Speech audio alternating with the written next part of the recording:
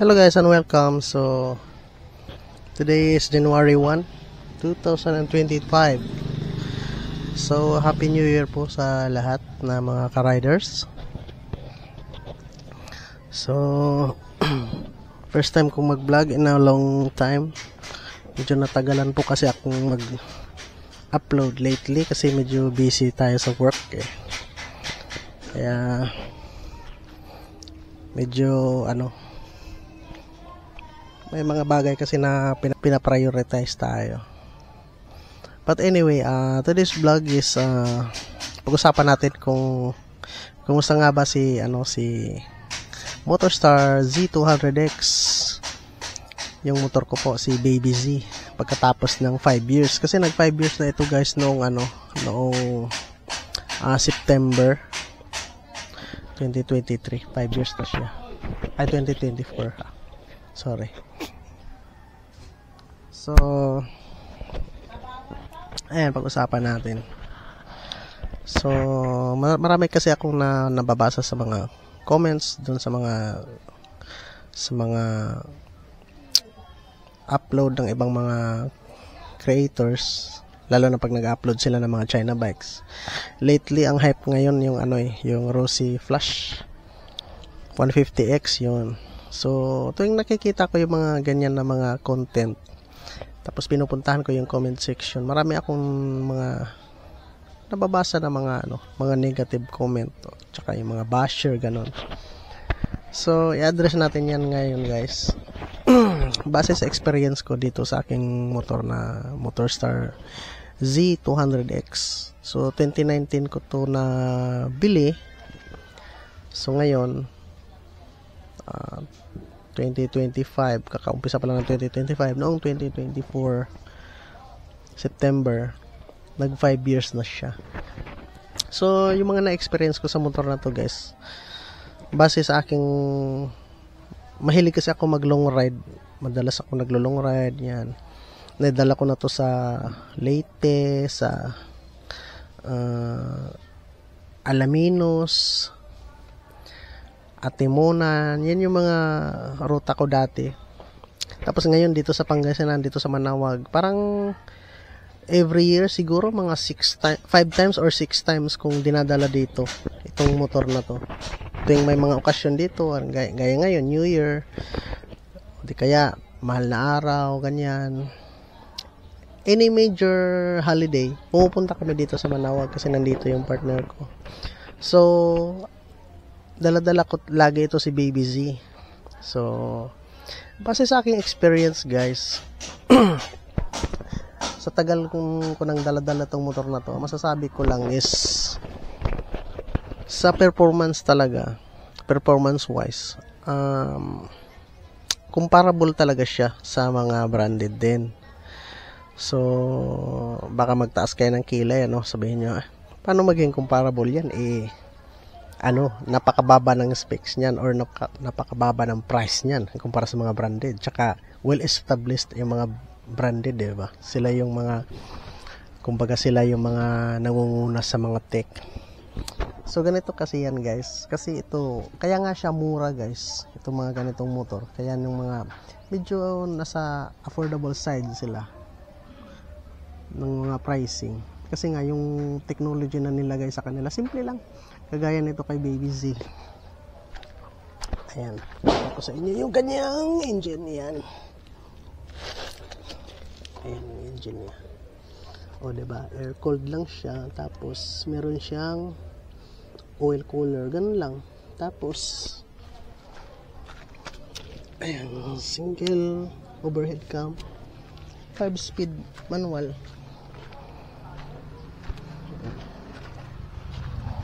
Ayan siya. Wala siyang ABS or something. Tapos meron siyang kickstart. Ayan, diba? Tapos hindi siya FI. Lang siya yung carb. Kung susumahin mo yan, lahat ng mga bagay na yan guys. So, magiging advantage po yan. Kasi simplicity kasi is yan yung key minsan sa mga longevity. So pag simple lang yung makina, maliit lang yung risk na something will broke up, 'di ba?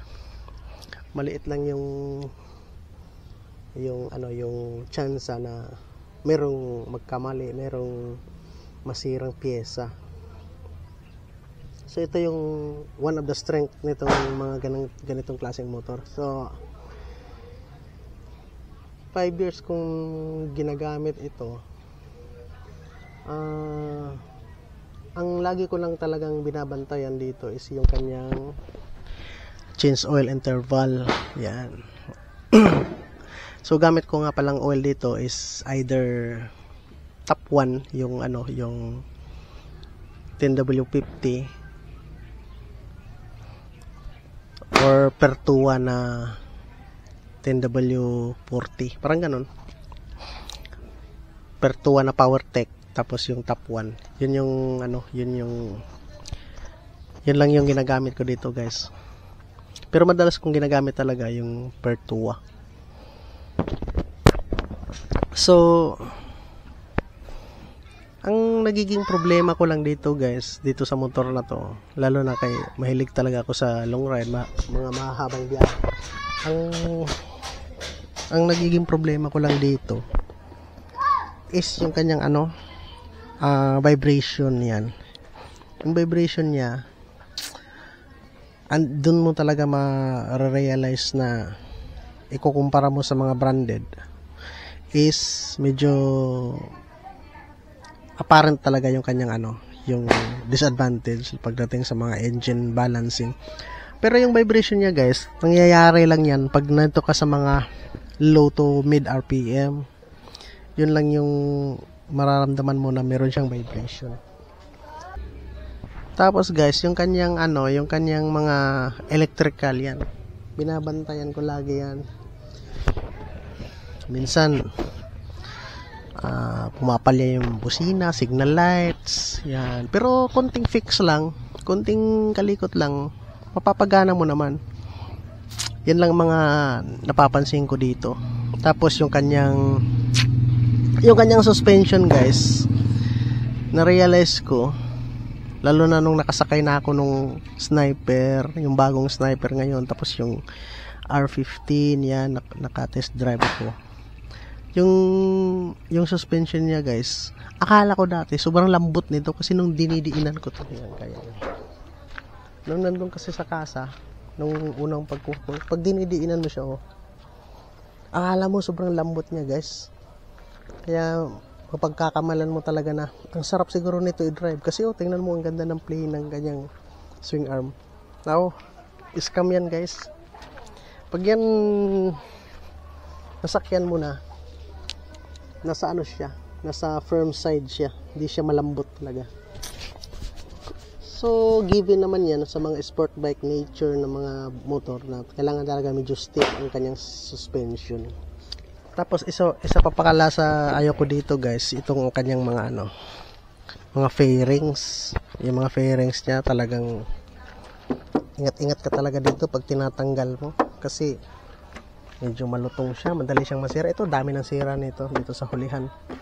Naka-fiber na yan sa loob, buo na yan.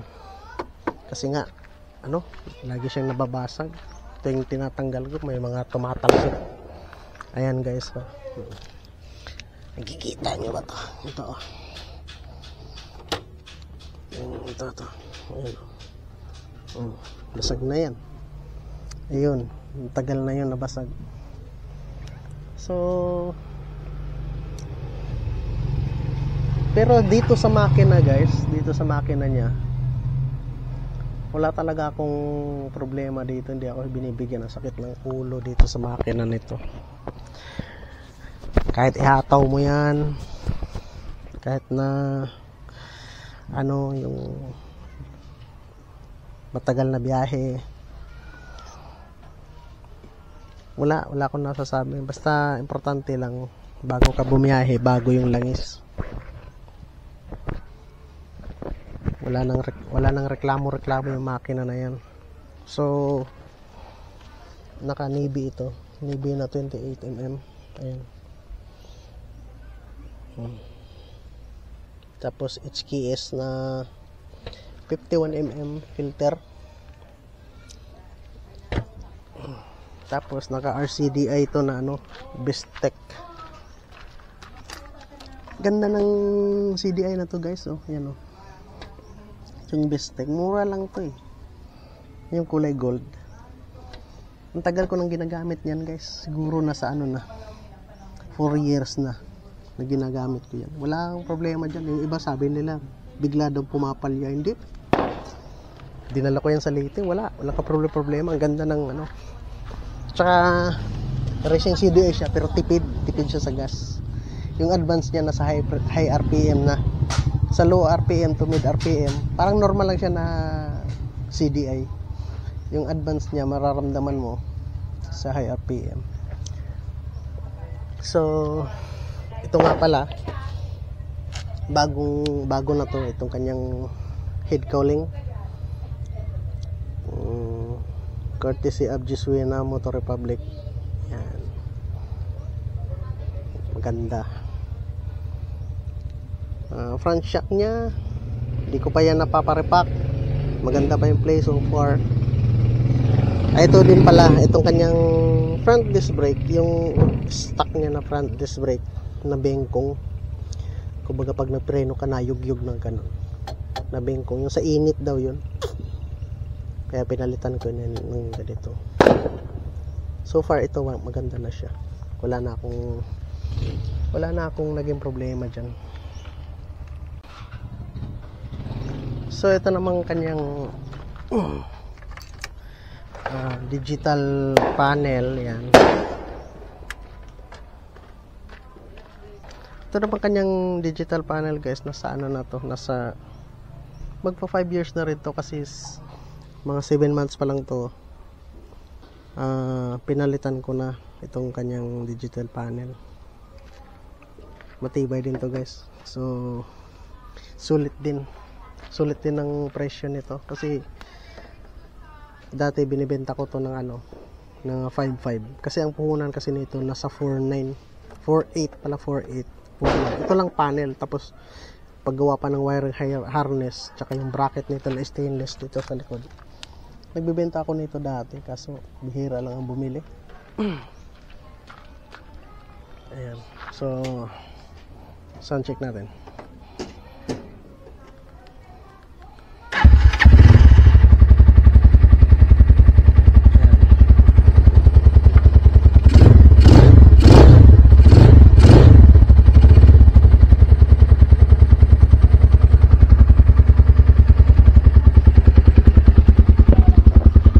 Yoshimura din pala ito guys, yan yung pang adventure bike ito pang Versys, yan. Ganda yung, gusto ko yung muffler na to guys kasi hindi siya maingay, lalo na pag city driving ka lang nasa low RPM ka, hindi siya maingay. Ito din pala akong nilagay dito na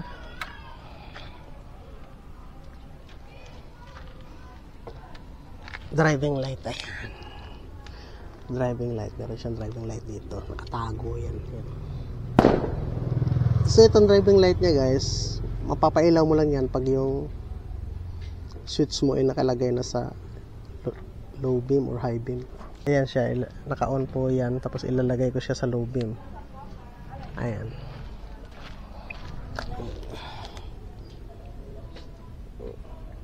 high beam lang siya.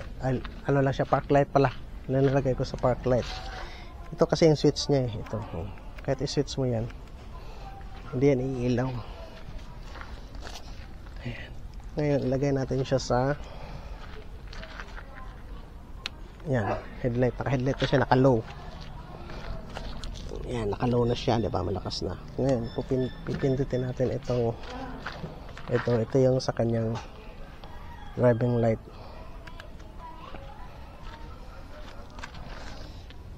So ayan na siya guys, yung ilaw na siya, diba? Na-activate lang siya pag naka-on yung headlight mismo, hindi yung park light. Tapos pag nilagay natin sa high, ito high beam, ayan, high na rin siya. O diba?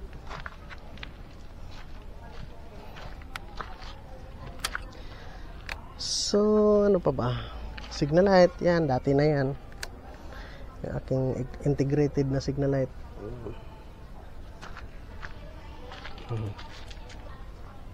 Ano sa side mirror? Domino switches, lighted po yan guys. Ano, may ilaw yan.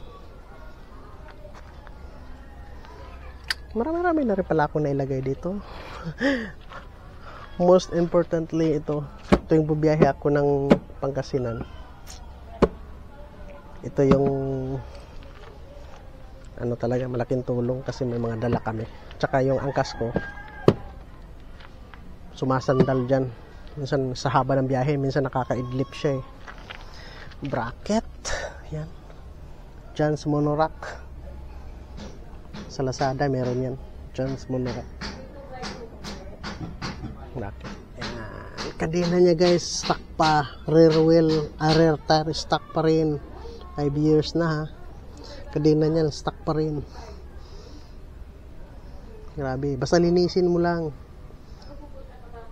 Matindi talaga. Rear fender. Tsaka plate holder.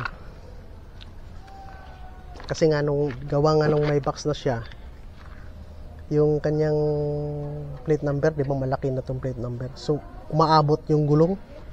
Di ba yung stock niya na fender, hanggang dito yun. Inaabot ito. Kaya nasira yung stock niya na fender. Kaya nagpalit ako ng rear fender. Rear fender eliminator. Nagpalit na ako. Tapos, siyempre, matalasik na. Wala na siyang fender eh. Matik, palit ka rin ng ganito. Tarhager. Nagkamali pa ako ng order. Pang ADB ang na-order ko. Ayan, oh. Iba yung bracket niya. Nagdugtong na naman ako. Dapat dito. Dito dapat ang suksukan yan. Eh. Ayan. Pagtingin ko, lah, bakit kapos? Pag ito, sinuksok mo dyan, kapos siya. Hindi kasi yung gulong. Yung pala pang ADB pala to. Nagpadugtong na naman ako dito ng bakal. Ayan. Para lang gumana. Anyway, all goods naman. So, ano pa ba? Yan, high tension wire. High tension wire na split fire. Yan ang mga nailagay ko. Throttle assist. Kasi nga, mahaba ang biyahe. Tapos ito guys, itong grip na to guys. Ingit na ingit ako sa mga bagong version ng ano ng yung mga GPR nga lumabas ngayon. Naiingit ako sa kanilang grip kasi ang lambot. Luckily nakahanap pa rin ako. Yan oh, pang GPR to na grips. Ang ganda nito guys. Pang GPR na grips. Kung hindi kayo makahanap ng GPR na grips, yung sa mga bagong model ngayon, hanapin nyo yung pang ano, yung Rossi RC250, Rossi Classic 250. Tapos butasan nyo na lang para dito sa itong ano, itong bar and weights. Yan. Ito naman Brembo reservoir, legit titanium to guys. Ito ang mahal. Ito ginagamit to sa mga ano eh, ito yung ginagamit sa mga underbone na ginagamit sa mga show. Ito, ang tigas nito. Tigas nito baluktutin.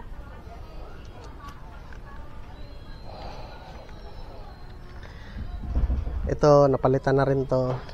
Ito yung mga pumapalya guys sa bike na to. Ito, bago na to eh. Starter relay bago. So, yun lang guys. Para sa akin, sulit din naman siya. Wala na akong reklamo sa performance, ganun. Ito din pala, yan o. Clutch assist. Para medyo malambot yung kanyang clutch. Pag meron kang ganito guys, ang lambot na ng clutch na nakakapanibago. Yun nga lang, kapalit naman, mahirap na neutral. Pero para-paraan lang yan. Iano mo lang siya, yung kumbaga, pag halimbawa naka-primera ka, no? Halimbawa naka-primera ka. bitawan mo lang siyang konti. Yung parang umuusad siya. Uusad siya ng bahagya. Tapos piga mo, tapos sabay pitik ka neutral. Pasok yan. Pasok agad yan. Ganun lang technique, guys. Pero yung neutral mo talaga siya na yung normally na basta mo lang tatapakan. Mahirapan ka. Tsamba-tsamba lang yun. Kaya ang ginagawa ko, pag nasa stop na, naka-primera, kapiga ka dito sa clutch. Bitawan mo lang dahan-dahan, bahagya. Iikot lang ng konti yung gulong kahit mga ano lang, 15 degrees lang na ikot. Kunting-kunting usad lang. Tapos pitikin mo yung cambio papunta sa neutral. Pasok na yun. So, ano pa ba? All in all, guys, nasa tamang pag-aalaga lang talaga ang ang performance ng motor. Kasi ako talaga yung hindi ako ganong sa outside looks, kaya nga hindi yan naka-repaint. Walang mga karte-arte yan sa labas, pero yung makina ang inaalagaan ko. Kasi syempre yun lang nagdadala, di ba? So, ayun, tamang alaga lang at hindi ka bibigyan ng sakit ng ulo ng mga ganitang motor.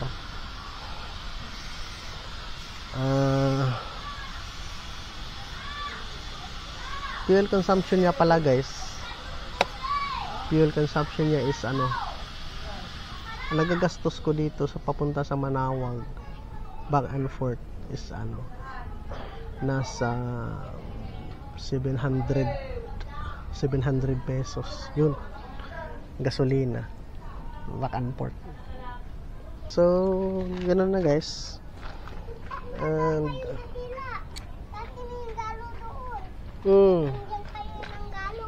sige Punta kayo doon sa bahay. So anyway, guys, Happy New Year sa inyong lahat. And this is TJ Nanamis Rider. Ciao.